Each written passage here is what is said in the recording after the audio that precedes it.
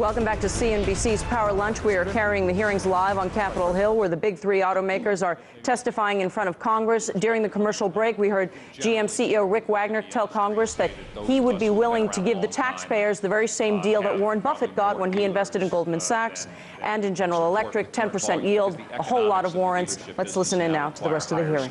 They did a few years ago, technical training, the technical equipment they have to have. So what we've been doing is working with our dealers, but I highlight each dealer makes their call whether they want to stay in business or not.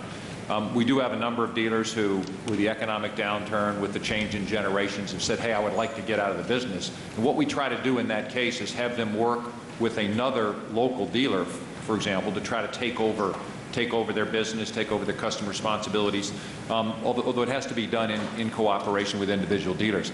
And so we do need to try to do that on an orderly and constructive way. And encourage mergers. I mean, this is the day and age of mergers. And we do provide, in some cases, support for that to be done. But I can assure you, virtually every significant community in the United States, we have and will continue to have dealer representation in some cases, rather than three Pontiac or standalone Pontiac, Buick, and GMC stores. It might be one store that has all three franchises, so the retailer has a chance to make a business profit. So there might, as part of our normal business, we have some budget to facilitate those kind of things happening. Yesterday at the Senate committee, this hearing, I think I heard a number of senators reference Honda made in Indiana as a benchmark for the most efficient cost to produce it and for profitability.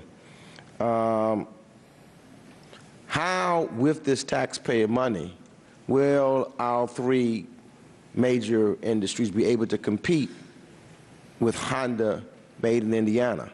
So that, because, part of what we haven't discussed is the American consumer nowadays, a lot of times, is buying what they believe is the best vehicle, cost-wise, as well as reliability-wise, and that's why others got into our market. How and will this $25 billion help you compete so that we're not back here again with Honda made in Indiana? Sir, if you're familiar with the Harbor report, and I think Mr. Gettelfinger has it, the Chrysler team, long before I got there, have been on a path to improve the overall efficiencies of our manufacturing plants as measured in hours to assemble.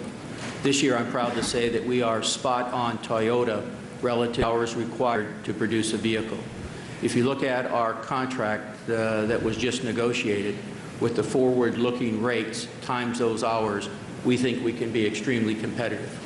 And I would tell you, sir, to your other question, the dealer council that's here with me in the room would say the most important thing we can do for them is to have a financially sound business with a continuous flow of products and the kinds of investments we're making in the quality, reliability, durability, fit and finish of our products, where some of that money you question would go into $300, $400, $500 per vehicle to enhance the overall aspirational aspects for our consumers.